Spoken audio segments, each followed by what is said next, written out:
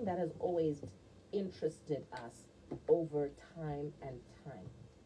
So I thought, yeah, let us talk about prophecies today. Where did they come from? What are they? Why are people making money from them if they are from a higher power? And in studio with me, I have got Sekuru Mafuta.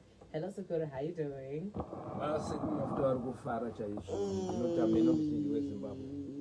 You know, when the weather is changing.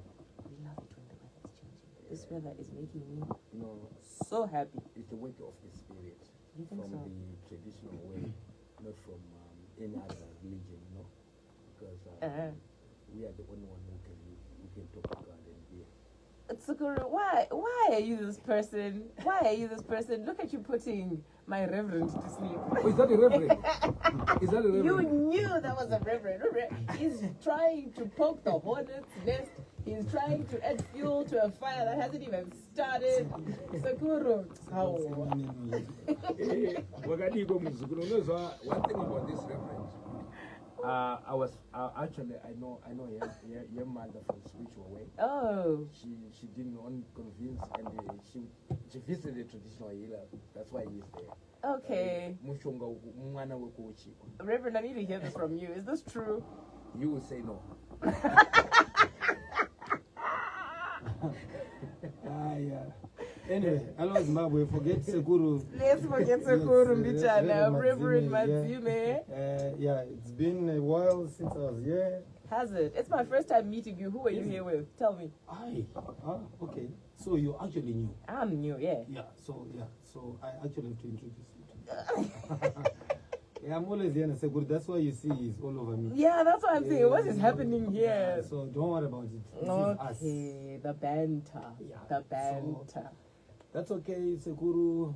Mvura zete na Sekuru, relax.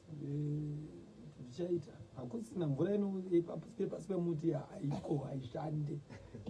Mvura ndiye Mwari. Saka anyway, let's talk about proper stuff. Yes, let's talk about prophecies. And please, if you are listening in on the WhatsApp, I'm going to ask you now to send your questions, because what you guys like to do, I need too many questions in at the end of the show when we don't have time to address them. Please, if you have any questions at all, before we even start talking about prophecies, the number is 0719 100 404. Ask now so that we can have time as the show goes on to answer the questions. So the first question that I have is, what is a prophecy? How would you define a prophecy? Because we've got two people from two different disciplines here. We've got Sekuru with the traditional, we've got Reverend Mazime with the Christian discipline. So we're going to have two different answers, I believe. So let's start with you, Sekuru. In your words, in your understanding, what is a prophecy? Chinonzi kufembera kuita dare ndokunonzi kufembera. Kana wakukwanisa kuongorora zviri mberi kwenyu nezviri shure, kana wakukwanisa kutaura nhoroondo dzakaitika mukati meupenyu hwemunhu, ndiko kwatinoti kufembera. Kune mhando dzeufemberi asi iri mhando imwe chete, nekuti hamukwanisi kuzoisa mutsetse wekuti uyu apoterwa kana kuti haana, nekuti mweya kana kuti the spirit inouya pamunhu inouya pandiri. Okay. Kana yauya pandiri, kana usina maziso, kana usina kukomborerwa kuti unokwanisa kuona kuti uyu havasisiri Morrison Mafuta, avava Sekuru, unogona kuti Morrison enge achifembera. Unogona ndinofungidzira kuti muri kunzwa, asi wekwangu vari kunzwa. Saka ndiri kuti saka chese let me just speak a little bit of English. The funny part of prophesying, there is no one on earth who can prophesy in any religion if he did not have the spirit of Umuntu, if he did not have the spirit of his ancestors. Hakuna munhu anoita chiprofita, hakuna munhu anofembera kana asina mudzimu, kana asina svikiro, kana asina manjuzu. Kana manjuzu andofamba nemudzimu, hakuna manjuzu anofamba ainawo. Tinozoudzwa nhema dzevanhu voti ngati akuda kuchenura mudzimu kuti ushande uri kuchechi. Hakuna chinhu chakadaro nekuti tinotaura nezvachaminyuka. Chaminyuka aiwari mufemberi, zvokuti akamira pasangano achiita chifemberi chake pasina chasanduka naita sei, vanhu vanoti profeti uyo ari kutaura, asi haisi profeti, chiprofita chiri kubva kumidzimu kuburikidza nemidzimu yakusvitsa namusikawana. Pane mazita ariko akati wande anoreva zvinhu zvimwe chete, asi vanhu nekushaya zivo neurema vanowaramba. Okay. Wamunoti muprofita munhu anoshandiswa nemidzimu. Izwi rakada kurereswa kuti tinzi tabva kuchiwanhu zvikanzi taakuchiita mamwe masangano, whether you are Muslim, whether you are Christianity, whether you are what, but prophesizing zvinobva kurudzi rekwako, ndo rinokupa gwaro. Kana usina izvozvo, kune vamwe vakazofa vachizvinyima vachiti zvichida pamwe chipo chekuprofita chinouya kwendiri, hachiuyi kana usina, kunze kwekunge waromba.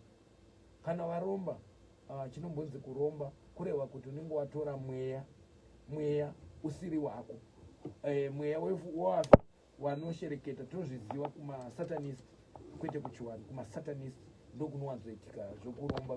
Masatanist tinowaona kumachechi, ndokuti ndo vanotaura nezvemasatanist. Saka in church there is a mixture of satanists and real people there. That's why some of them unoona kuti ichi hachisi chiprofita, nekuti munhu anobata basa ramusikawanhu anoonekwa nemabasa ake akachena, kwete kuti akasviba. Okay. And what about you, Reverend? What is your understanding of what a prophecy is? So I'll speak from a scholar and academic. It's fine. You know, because it is not a matter that is just taken place. Okay. If you go to a biblical perspective, also which prophet, you have to go back to as far back as the ancient Near East, and it is during that particular time where we find prophecy actually now happening in the life of the nation of Israel. And as it began to happen there, it then became very central and key to that religion and to that nation. Why it became key? Because prophets were conduits to which God spoke to his people, to which God communicated divine and supernatural information to his people. So you then find the coming up of characters like Moses, Elijah, Elisha, who academically that major prophets. Tinofamba tichienda even vanakaita sana Jeremiah nana Isaiah. We classify them as major prophets. Why? Because most of the things that they predicted became very key and fundamental, even up until the stage to which now. We move further, even up until the time, in fact, all the prophecy of the Old Testament, as it were, was pointing to the coming of the Messiah, Jesus Christ.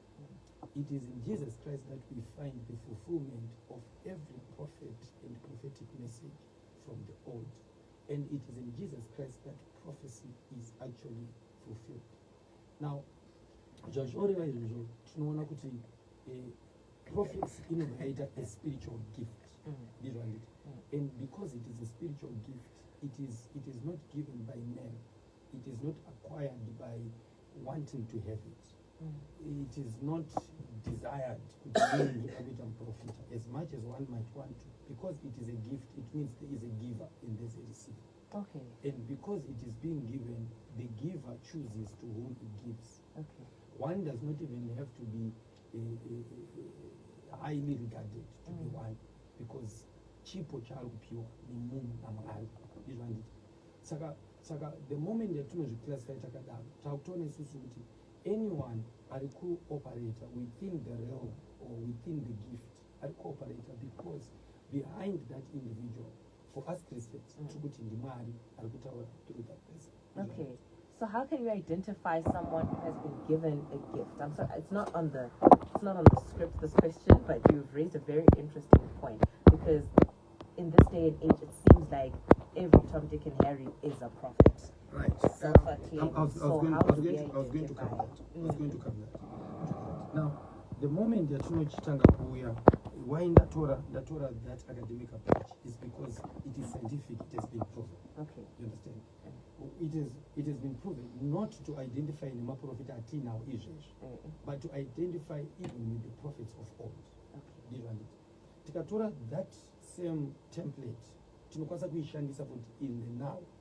Why that same template? Because it is the same template yatinoshandisa, because religion kwatiri, it is not just spiritual, it is also scientific. It has to be proven. It has to be somehow reasonable. Sekuru is not agreeing with you. Okay. Basically muprofita muchikristu ndizvo handiti chinhu chaanofanira kuti abide to chekutanga ndechekuti anofanira kuti abide to the word of God, which is the ultimate prophecy, which is the ultimate revelation. Any other revelation inouya beyond the word of God, takutoti munhu iyeye autotaura ari somewhere else, because prophecy yese itori fulfilled, pachikristu iri fulfilled mushoko raMwari. Saka zvoreva kuti chiprofita nangu ndini ndikati ndikuprofita, zvandoprofita zvinofanira kunge zviri proven by the word of God, or zvichitaura towards the word of God. Ndizvo handiti iyoyo inobva yava the basic Sekuru, your mumbles and grumbles are unignorable. What are you disagreeing with? Why are you disagreeing? Atisi wazungu nekuti mukatarisa ngano dzari kutaura nadzo dzakauya nevazungu vachizopamba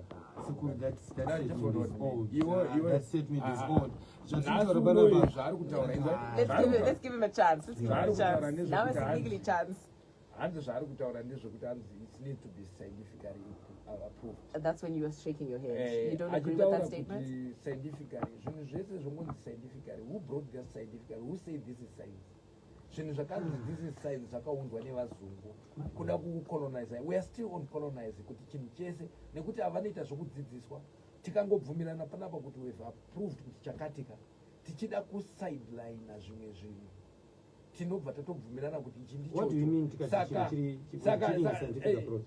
ndini ndiri kutaura imimi makaita zvokudzidzisa isi takaita kuudzwa namusika wani kubudikidza nemudzimi yedu kuti ndionziva imimi tikakutaurirai zvemuri kutaura zvekukwa ini ndinoda kutaura zviri pedo pedo. Tina Nehanda nyakasikana akataura kuti mapfupa angu achamuka, achataura kuti akataura Zimbabwe kana iwe uchizoona zvita zvaangofanana naizvo zvakataurwa naJesu hatitozvizivi asi inogona saka mungandizwa kuti Nehanda nyakasikana akataura kuti sofa Nehanda nyakasikana ngamuke atitaurire akatomumuka tikataura nezvechaminuka aripi chaminuka mhepo yachaminuka iripo mepo iri kufamba nekupi zvangofanana naJesu akangofowa saka spirit Jesu chipoko chinhu chakatofowa zvako. Saka kana vakutaura nezvewafemberi wekwedu don't say because you're also speaking nechipoko muri kuteedza chipoko chakafanana nezvetinotedzera. Saka imimi chitaura chivanhu inditaura chikristu togumira ipapo tagumira ipapo kai chitaurirai kuti sei vanhu venyu vanoti maprofita vakaregedza chiprofita sei vachizosvikirwa sei vanhu vapi akasvikirwa mponda yaita kunzi mponda before we talk about him ndiani mponda just mponda yaimbwa ari profita akazonzi kusvikirwa. So how is it relevant to this chat? It's relevant. The issue is spirit yake yemunhu yachiprofita akaregedza anondita. Okay, so let me get this straight. Sekuru, you believe that the spirit that allows you to be prophetic in your discipline, it's a person, it's an ancestor, it's the result of an ancestor. Yes. And you, Pastor Reverend, believe that it is the doing of the Holy Spirit. Yes. Is that where we have a discord here? I'm still in a discord, apparently. Guess what? Guess where That's Where's where the discord The there? discord hapana. Guess what? he is not The point of the agreeing matter, with- yandira kuti sekuru kuti varambe vachibata ndeyekuti the reason why vachiuya muno ngavataure vaprove kuti chivanhu chiri kufunctiona sei, chikristu chiri kufunctiona sei, ndizvo handiti. Tiri kutaura tiri pamusoro pechiprofita, ndizvo handiti. Pandati let's take a scientific approach, tiri kungoti isusu handisi kuti let's get into a lab of apparatus, but wangotanga kuti varungu chatiri kuti ndechekuti scientific approach ndeyekuti tinofanira kungotsvaka zvinhu toona kuti ichi nechi ichi nechi ichi nechi zviri kufambidzana. That already becomes a scientific approach. Saka isu tiri kuti chikristu ichi takachinzvera tikachitsvaga tikaona munhu ari kuti ari kuprofita, tinofanira kuona masigns atinoona zvinhu zvipredictable kuti icho nechocho nechocho nechocho at least zvinotiudza kuti munhu uyu ari kutaura zvinhu zvechokwadi. Already that is a scientific approach. Saka So zvekuti it's not munhu really azo- scientific approaches and scientists. ndikabvunza kakutaura kwechokwadi hazvirevi kuti kana munhu achitaura chokwadi achikupadare ari dare rake riri kubva he can agree kuti devil chachaiwo anoti devil satan anokwanisa That's not what he kuprofesisa said. anokwanisa kuprofesisa he can agree kuti wari chacho anokwanisa kutokupa dare but asi ini ndiri kuti chiprofita kana kuti kusvikirwa takutaura nauro yekusvikirwa munhu anosvikirwa munhu anoufembere zvinenge zvichibva mukati medzinza rekwake vanhu ivavo nekuti muchipo chinopinda muropa hakuna munhu anondotsvaga chipo mudzimu unouya wega hautengwi nemari Okay. mukaona makutenga nemari hausisiri mudzimu ende uchibva kupi uchibva kurudzi rwekwake nhasi unouya achiti hanzi tikangoona kune vanogona kunzvera handava akaita zvekuerenga munhu wese anyone is free to have a bible, anyone is free to have a Quran, anyone is free, but ours is hidden because you cannot have free to have the spirit issue and the doctrine of the ancestors. That brings me to my next question, actually. What are some of the manifestations? I want to know some of the telltale signs that what you're having right now is a vision or a prophecy, and it's not your own thoughts. It's not something that is coming from within you. Let's start with you, Reverend. How can you tell? Maybe he's not a prophet. How can I tell? Okay. Okay, but your question really, good as it might be, you understand, it would need somebody who... Is a prophet? Or I has don't had want a to say it prophecy? like that. I don't want to say it like that because Janeta would the question, you know. But it's also to say practice E, teach align to whatever, let's say, teach like say Christ. Sekuranga kutola something chitori which I actually agree with. Kuti, it's not everyone anotaura akaziva mangwana achiona kubva kuna Mwari. You understand? My sources ezvinhu akawanda akasiyana siyana. Tine ma demonic sources ariko ekuti munhu anokwanisa kutokudza zvechokwadi zvinhu zvinotoitika mangwana ndizvo handiti. But akakudzira muchechi hazvirevi kuti munhu iyeye aita sei ashandiswa naMwari. You understand? Then secondly, nemozha kuna munhu angori nediscernment yawo yega kungoti anokwanisa kungokutaurira kungoti zvinhu zvakati zvinoita sei zviri kuitika ndizvo handiti. I'm asking because these prophets will want to come prophesy over our lives, and we want to be able, I don't know, we want to have a way to be able to discern, like you said, because not all of us are So ndikangopedza ipapo sekuru mamari ndikapedza then where we are as Christians, we then say true prophecy for us comes by the Spirit of God. I like with Taura scripture, Taura GD, 2 Peter chapter 1, verse 19, chapter 21. For prophecy never had its origin in human.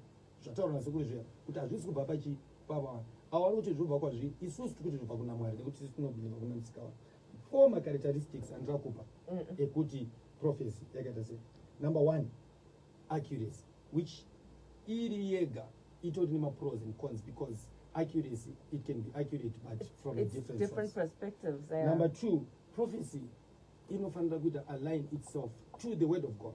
Ipapo takapabata ipapo kuti align itself to the word of God. Ndikutaura ire chikristu tisadzi chimixe zvinhu inofanira kuti align itself to the word of God. Align or confirm the word of God. Inofanira nge ine matraits nemacharacteristics atinotoona atori muchikristu kudhara. Saka zvikabuda imomo, then it becomes questionable. Saka handidi kumira kugara muno mundu vanati chiprofita chakaitwa naningi naningi. I don't want to be like that. it's for people to judge. But izvizvi ndo zviripo zvechokwadi kuti mukristu anoda kuziva kuti chiprofita chaawana ndechechikristu here. Izvi ndo zvatitaura. And what's the fourth one? And not That was the fourth one. Oh, I still had 3 on my fingers. I was still counting. I thought ndataura this. Okay. When Sekuru, what are some of the signs that, from your side, that we can tell that this is a real prophet? I saw you disagreeing with the Reverend when he said that it needs to align with the word of God, because already, by your definition of what a prophecy is, it comes from an ancestor. So already there's a discording there. Chandisingadi kuti munoziva kuti hakuna muZimbabwe asina kumboerenga ngano izvozvo, either kwaifoseredzwa uchinzi uende kuchikoro. Handidi kutaura nezvacho because it contradicts itself. So when you want people to follow something chinoita contradict, unenge wakarashika. Takutaura njaro yachiprofita dai kuchiprofita kwawo kuchitaura nezvezvinhu zvinotambudza, nokuti munhu kuti avhakachire muprofita inhamo. Pane issues that need to be resolved, and most of zvinhu zviri kunetsa zvinetswa zvakanyanyisa ndezvekuti zvimwe zvacho ndezvemombe yeumai kwavo havatobvise mombe yeumai. Zvimwe zvinhu zvacho zviri kunetsa zvacho dzimwe dzinge dziri ngozi dzoda kuripa, ende zvichiprofitwa zvichitaurwa ngozi yekwanhingi akaurayiwa ningi, uchiti ukazvibvunza mumusha mako unotoudzwa kuti chinhu ichocho chakaitika.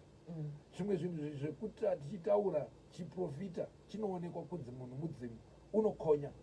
Tisati tatomboita any prophecy, we need to agree kuti zveshuwa tisati tambonzwa any prophecy kuti munhu uyu ane mudzimu zveshuwa. Tisati tati mhuri dzibatsirwe tinotanga tatarisa kuti hongu sekuru Mafuta vanopotera, then we trust, nekuti tinenge takuponokonya. Unenge wautaura ukauya uchiti ndini ningi, ukauya uchiti ndini ningi, unobva wataura kuti okay, inini ndini ningi, ndini sekuru Mafuta wakadai. Wobvunza, pane masecrets kana kuti zvakawandika zvinobvunzwa kusvika vanhu wabvuma kuti mhepo iri apa zveshuwa ndeyanhingi akasoshayika nguva yakati. Tabvumirana izvozvo takuchitarisa kuti basa renyu ramakauya nderei. What's your job? Basa rako nderei? The spirit will say kuti inini ndobatsira vanhu ndiri kumureza. Before tatamboita izvozvo unenge uchizoona zvinotaurwa zvacho zvichibuda. Chamino akataura kuti kuri kuuya vasina mabvu vachireva vazungu. Vakauya marevera akaita vakauya kusvika zvekutoti chiprofita chakatoonekwa nevazungu kuti vanhu vanotaura chokwadi zvikanzi I wanted to make a research. Ndino kuti kune vanhu vaita matare munyika muno during the war paitozikanwa kuti ningari pakati vaida kuurayiwa, and most of them vakaurayiwa nevazungu nevanhu vaiuya vakabata mabhaibheri mumaoko. So I also believe that that Bible is blood thing, because it's what? It's blood. Okay. Those who carry it, they carry the blood of our ancestors who have been killed, being forced to be Christians when they didn't want it. So whatever they are using something which is dirty, something which is not pure, something that even if the professor is using that thing, they will not. There's nothing that will come from their ancestors, but they're just full of evil. Sure. That's a bold statement. Yeah, it's unfortunate as kuti sekuru vanofila kudaro kuti munhu akatakura Bible anga ari evil does not make the Bible evil. That the colonizers were evil. A knife in my hand is for me to chop onions. Agreed. I would not sit here. Because he's the one who created it. So I will never sit in here and say the colonizers were holy. Of course they did lots of evil. I am totally and completely against colonization. Today, yesterday, tomorrow, and forever.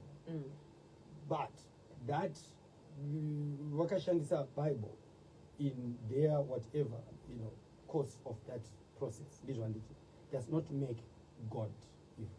Tine vanhu vanoshandisa zvinhu zvakawandisa ndizvo handiti vachizvishandisa muzita revamwe vanhu, in this case kana muzita ramusikana. Hatikwanisi isusu kuti tibva tati takurasa Mwari nekuti kune munhu akandiparidzira anga ari evil. You understand? So as much as izvezvi now, okay, we are now actually takutobuda topic yacho yatati. But point yangu ni ndekuti naida kubvunza sekuru wanga wachitaura kuti pane zvivandiki zvinobvumirwa kune munhu ari kubudirwa ere kuchivanhu. Zvii tomboti ndaenda padare ndoda kushandirwa, mundoziva sei kuti munhu ari kundishandira munhu akanyatsogarwa zvechokwadi nana chamirwa mukutaura, ndozviziva sei? System yedu yechiwanhu iri very clear.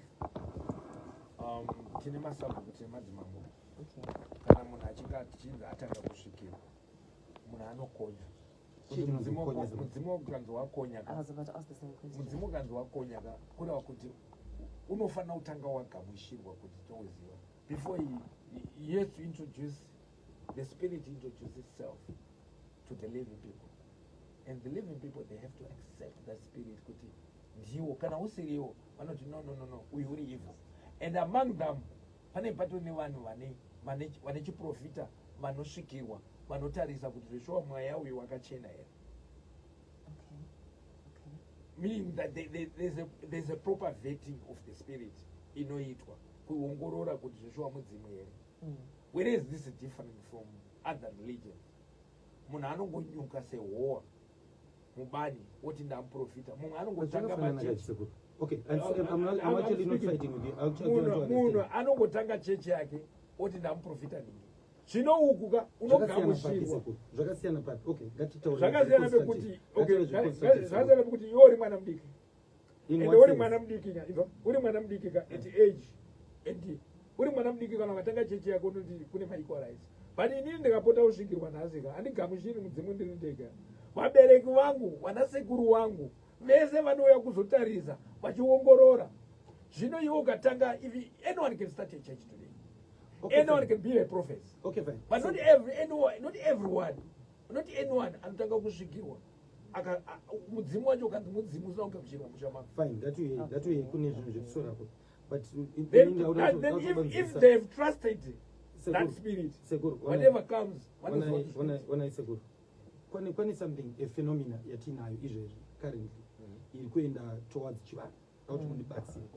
Tine a lot of young men and women vakufamba nebute, not against it, but chii chiri kuitika because vanhu vese vari kutoa kusvikirwa ka tinawo mutaundi vari kuti vana munhu arongomuka achiti atoona mbuya, munhu atomuka achiti ana sekuru, zvana manjuzi izvi zvakasiyana chii. Ndakuda kuti juxtapose the two.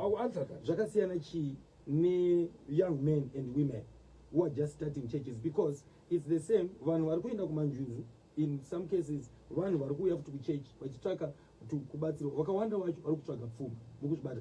Saka inini ndopa ndiri kuti zvinhu two izvi zviri kusiyana papi, nekuti uyu ava muri kuti wamuka muhowa nekuti makristu ava vari kubudira papi, nekuti matara acho hatisi kuaona because vamwe vacho tisi kuenda nawo. Okay, fine.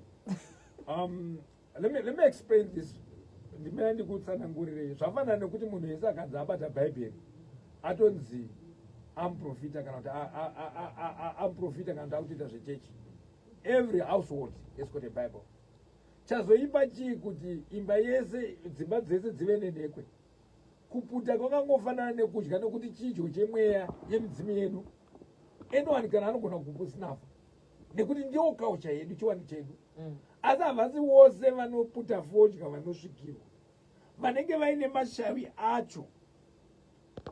Tiri kutaura isusu zvokuti munhu anopoterwa kamhepo inonzika newe, munhu akafa anodzoka mudzimu. Ndoda kubvunza mufundisi kuti vanhu vangani vakafa kubva mumashure mese, nekuti isu tinoti munhu haarowi anodzoka mudzimu. Saka kana vanhu vakafa wakanyanyisa vese vakangoodzoka moti zvaipa. Ukatarisa masymmetry vanhu vakawandisa ivo varipo. If all of those people who are dead, if they can come back in our own lives, baba vako mbuya vako toti zvakaipa here. Vanhu zvakagara zviri kuwanda vaita chiwande wande. Saka iko ndezvo vanhu vakubuda pachena kuti ndozvetiri wakutsamwa nekuti we are fighting kuti vari vachiti uya kuchechi munhu akuti aiwanda kuita zvechiwanda. So sangano rangu rakuparara. So he's very angry, he's right. No, I'm not. He's very angry, he's right. No, the point is trying to... Okay, listen, there's a comment that actually came in for you, Sekuru, based on this. Mutumwa, you are not opening up on the proper vetting of who verifies the traditional prophecy, because Reverend highlighted 4 pillars. Like he gave us references, he gave us something that is clear and straightforward. Okay. When Mutumwa, Okay, you're beating around the bush, you're Okay. not giving us anything that we can be like, number 1, this is what you see. Number 2, this is what you see, the way Reverend did. So Okay. clarify it. How can we vet that the spirit that is speaking through the person is a real and actual spirit? What are we looking for?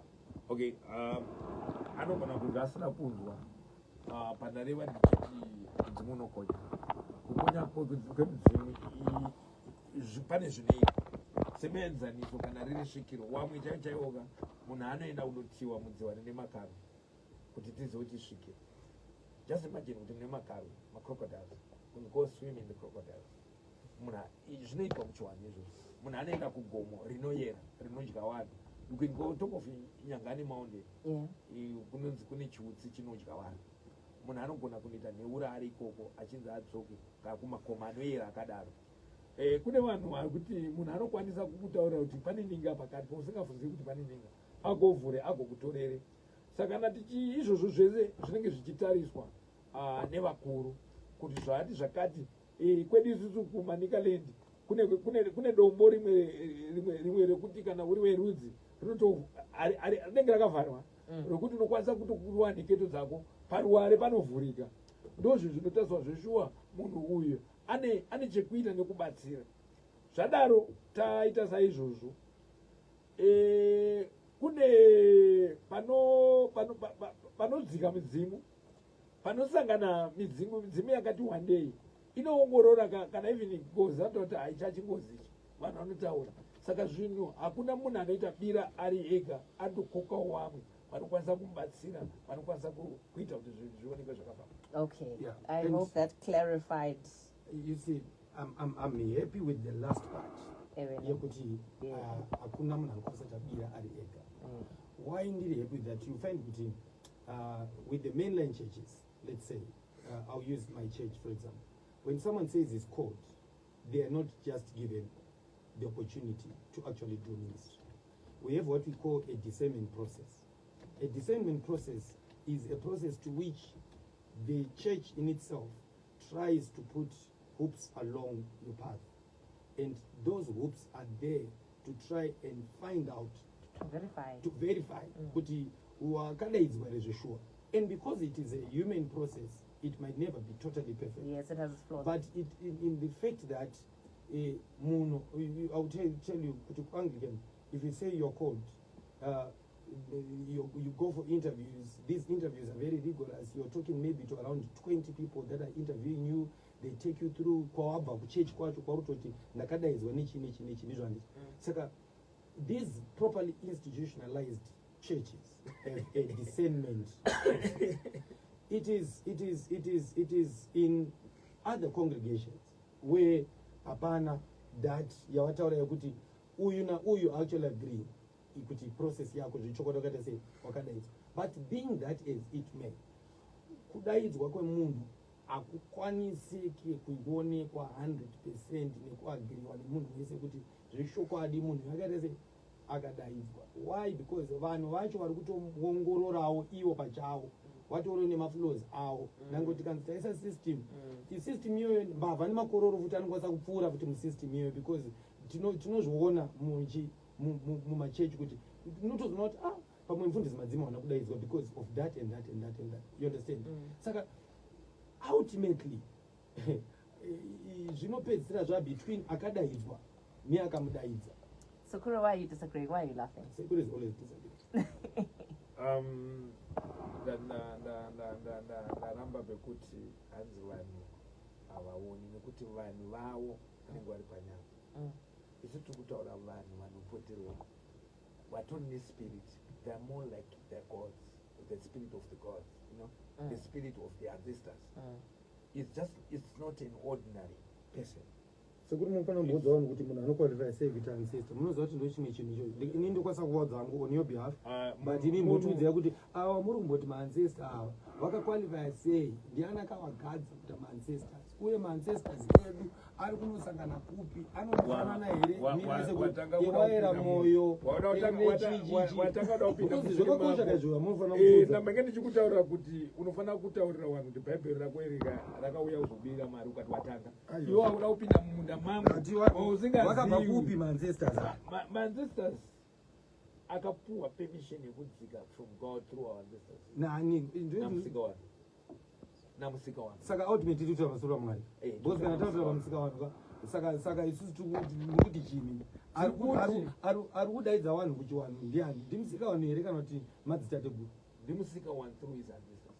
Zvakafanana Mwari ahambouya achikuparidzirai. Muri kuita mafundisi ko Mwari arengere kuuya kuzofundisa. Saka kana munhu apuwa basa, aiwa zvinoda kubatsira. Ndomuri kana munhu apuwa basa, you think it's wrong. Iwo unofanira kutouya. Achida kuti muuye pamataura ipapa. Kumasvikiro kuti wakapuwa basa. Achida kuti mubve musara muchiti masvikiro. Kuti masvikiro akadaidzwa nani? naMwari. Through our ancestors, masvikiro anonzi svikiro. Let me clarify this because zvinozoita kunge tiri kuseka. Munhu anosvikirwa nemhepo hombe yemukati medzinza. Ndiipi mhepo yesekuru? Tiri kutaura sekuru wakatanga dzinza renyu. Kune dzimba tinogona kuti kwaera moyo vane dzimba dzakati wandei. Wozosvika zisekuru remusha mei kana rane mhuri dzakati wandei panogona kunzi hara zisekuru baba wako wakutonzi vane mhuri dzavari kuteera. Saka mhepo hombe kwozoita makombwe iyayo anodzoka achitaura kuti ndiringana ndakadai kune vane nhoroondo yadzo wotaridza kuti ndizvo chokwadi here. Tine miko nemarayirwa atakapuwa nevari pasi kuti pane chakati chinondotarikwa, pane dziva rakati rinonoyambukwa vanodeketera. Wachida kunyatsoona kuti zvochiwa imhepo here. Munhu akapinda mudziva ivo akadzoka ari mupenyu toziva kuti ndiye. Munhu akapinda mudziva akatadza kundotitorera zvine kufanira kunge achiuya nazvo mudziva imomo kana kuti mugomwe iroro wodzinda kutore chakati toziva kuti hasati akwana hasiri iye tombomira dzokerai mundobatsirike kusvika pari zvino atadza kukwalifaya. Hatingati imhepo itinokwanisa kuteera sedzinza. Saka tiri kuti zvinhu zvese izvozvo zvakagadzirwa naMwari asi tine urema huripo hwevanhu vanoziva chikaranga vachihwanda nechimunwe. Semwangu mwana uyu muyera moyo mwana wangu mwana wangu don't laugh, Reverend. And you know what, at some point it must have sounded the way it sounds to us with Sekuru right now. Yeah. When Mary had to tell people that, look, an angel appeared I'm not disputing and that. told me I'm gonna have a disputing that. baby. She's the only one that saw that angel. I'm not. She's the only one that can verify that. The only proof of the four pillars is the baby that we're seeing. Do you know what this discussion sometimes just spiral and go? Mystical matters can never be definitive. That's very true. That's very true. And as you say,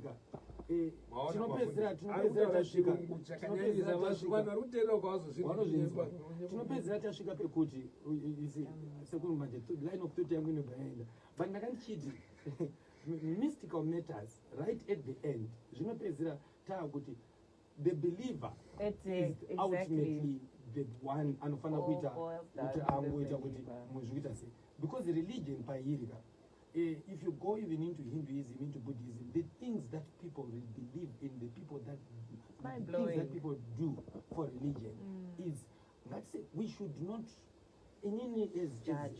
yes, number one, we should not judge. Kune zvatinoita kuchikoro kusingadika nasekuru patinostada religion, not chiri chikristu kana chivanhu chete. Tinoshandisa inonzi a phenomenological approach to the study of religion. And what is the few pillars of phenomenology? Number one, study without prejudice. This one is. Number two, personal preconceptions. This one is. Number three, always give the believer the chance to explain his or her own religion. You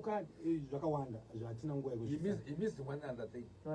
When they're doing their school,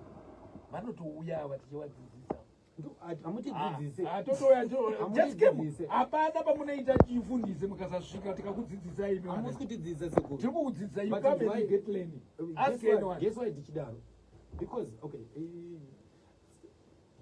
inonzi research. I have to sit down nasekuru ndichinzwa inini pandotaura nasekuru I'm not speaking from an ignorant perspective. What he speaks about, I know. Ndinozviziva tinazvo takazvinyora mabhuku titori nemadistinction ezvimwe zvacho kuti takatozvipasa. You understand? Even though I'm not a practicing practitioner we8 years, ndizvo handizvo. But tiri kuti tapa level yatari inei handichangotauri semukristu. chavari kuramba vachiita ka vachiri kutituka asi kuti iye azodzidzise anotomboya kwetiri.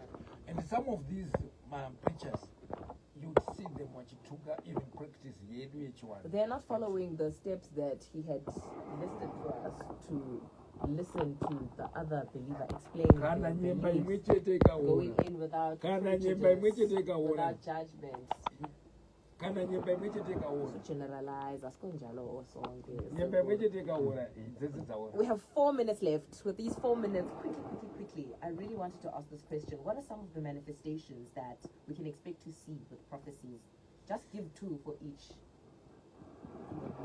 Like, for example, and this is a stereotype, Sekuru, I'm sorry, but this is something a lot of people believe, that when a traditional healer has a prophecy or a vision or an epiphany, I don't know, like they just seem like they're not in this world. They start shaking, eyes are rolling back, levitating, whatever it is. Are any of those true? Like, does it really happen that way? Or does it happen like in dreams? Or like, how does it happen? Kuuya kwemhepo kuzogara pano ine mawiri akasiyana. Inogona kuuya ichiita izvo zvokusheka kana kuti ichiita sei. Imwe yacho hamutoione kuti yauya. You will not notice the arrival wedzimwe mhepo. Munotozongoona nemabasa nekuita. Asi pane dambudziko rinozoita kuti izvozvo zviitike. Vanhu munotenda kuti mukaona mhepo ikauya ichikuma moziva kuti yasvika. Saka imimi ndosaka muchizoona vanobata vanokumbirira kuti mhepo dzavo dziratidze, nekuti mukasaratidza hamutendi. Saka nechikonzero ichocho ndosaka muchizoona dzimwe mhepo chaichaidzo dzinogara papfumo chaichaidzo. Pfumo rakapinza pfumo rere dzogara dzichikuratidza kuti ndiripo. Dzimwe mhepo chaichaidzo munhu anokwanisa pane mambo kuti aigona kuisa fodya kutotanga kubvira moto kana kuti wonzwa jongwe richipururudza ipapa pamusoro kungoratidza kuti haasisire uya kuitira kuti muteerere. Kozova nezvipfekwa munhu anopfeka machira ake kuti muzive kuti zvinhu zvakamira sei, zvaita sei, kuitira kuti mugotende mugoteedzera, kuti ndokuti muone zvinenge zvataurwa zvacho mukazviteedzera, munoona sanduko, munoona zvinhu zvacho zvichienda mukazvitarisa kuti zvakati. Okay, fine, Tabas. What about you, Reverend? I think it's almost the same explanation. I think in many cases tinofunga kuti panofanira paine certain drama kuti tifunge kuti ari kushandiswa ndizvo handiti. But dreams are a way yekuti Mwari anokwanisa kutotaura nemunhu, and dreams then there's somebody anofanira kukwanisa kutsanangura hope dzake. People can or might not even speak in tongues sometimes, but ultimately kana chiri chikristu chiprofita chese bit chaitwa paine drama or pasina drama chinofanira kuzadzikisa shoko raMwari. Okay, thank you so much for this. Was very informative, very informative. Sekuru, someone is asking for your number. Do you want? Actually, no, we don't have time. It's time for the news. We'll give you Sekuru's number during I want to check Facebook. I'll give you Sekuru's number on the DMs. Right now, it's time for us to get into the news. Thank you so much to both of you for this very informative, very engaging, very hilarious conversation that we had. I think I know a little more now. I look forward to seeing you in the near future. Itane goes galok. Itane show.